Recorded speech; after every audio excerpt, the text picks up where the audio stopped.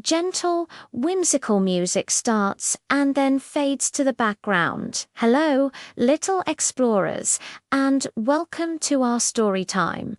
Are you ready for an adventure? Great! Get comfy, snuggle up, and let's begin. Once upon a time, in a cozy little burrow, tucked beneath the roots of a giant oak tree, lived a tiny field mouse named Pip. Pip was a very curious mouse. His whiskers twitched with excitement at every new smell, and his little ears perked up at every strange sound. But there was one thing that made Pip more curious than anything else: the moon, every night. He would scamper to the entrance of his burrow and gaze up at the big, glowing circle in the sky. It looked like a giant piece of cheese, the most delicious, creamy, wonderful cheese a mouse could ever imagine. Oh, he would squeak to himself, I simply must have a taste. His mother would often chuckle. That's not cheese, my dear Pip, she'd say, tucking him into his soft, mossy bed. That's the moon. It's very, very far away. But Pip was a determined little mouse. He believed that if he could just climb high enough, he could reach it. So one bright moonlit night, Pip decided it was time for his grand adventure. He packed a small bag with a single sunflower seed for courage and tiptoed out of the burrow. The world looked so different at night. The grass shimmered with silver dew, and the crickets chirped a gentle lullaby. Pip's plan was simple: climb the tallest thing he could find. His eyes landed on the giant oak tree above his home. Perfect, he squeaked. He scurried to the base of the tree and began to climb. Up, up, up he went, his tiny claws gripping the rough bark. He climbed past a sleepy ladybug and waved to a wise old owl who hooted a soft, "Who goes there?" "It's just me, Pip," he called back. "I'm going to taste the moon." The owl blinked his big, round eyes. "A noble quest, little one," he hooted.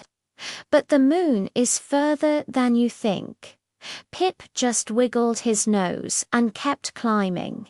He was higher than he had ever been before. His burrow looked like a tiny dot, and the whole meadow spread out below him like a patchwork quilt. He finally reached the very top branch, panting and proud. He stretched out his little paw, but the moon was still so far away, it hadn't gotten any bigger at all.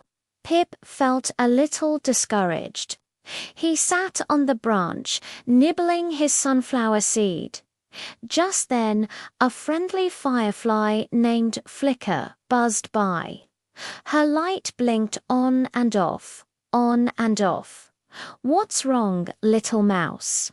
She buzzed kindly. "I wanted to taste the moon," Pip sighed, "but I can't reach it." Flicker giggled, a sound like tiny bells.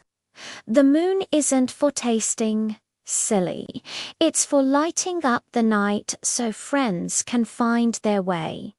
She paused, her light glowing brightly. "But I have an idea. Maybe you can't taste the moon, but you can get a closer look."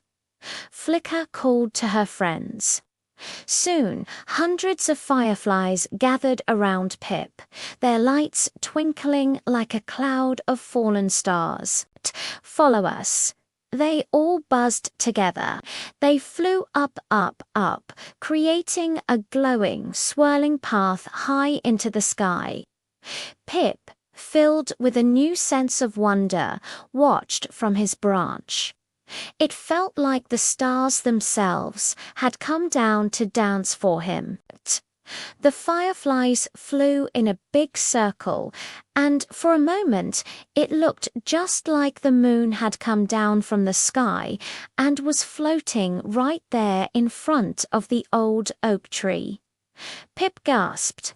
It was more beautiful than any piece of cheese he could have imagined. It wasn't something to eat. It was something to admire, something that made the whole world feel magical and safe. Feeling very happy, Pip thanked his new friends. "Thank you, Flicker. Thank you, everyone. You showed me something even better than moon cheese." He carefully climbed back down the tree. The wise old owl gave him a little nod as he passed. When he reached his burrow, his mother was waiting for him at the entrance. She hugged him tight.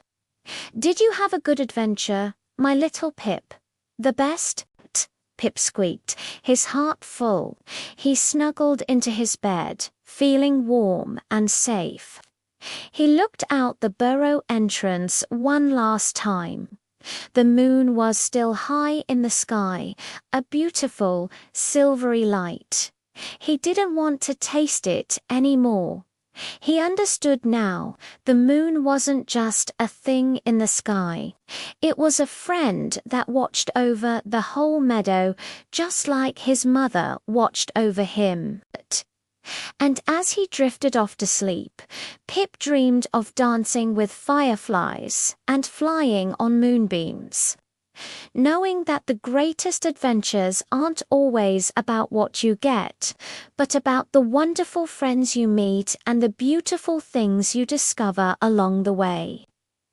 The end. I hope you enjoyed our story about the curious little mouse, Pip. Remember, there's a whole world of wonder right outside your door, waiting to be explored. Thank you for listening, sweet dreamers.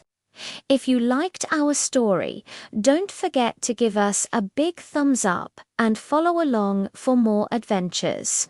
See you next time. Bye-bye.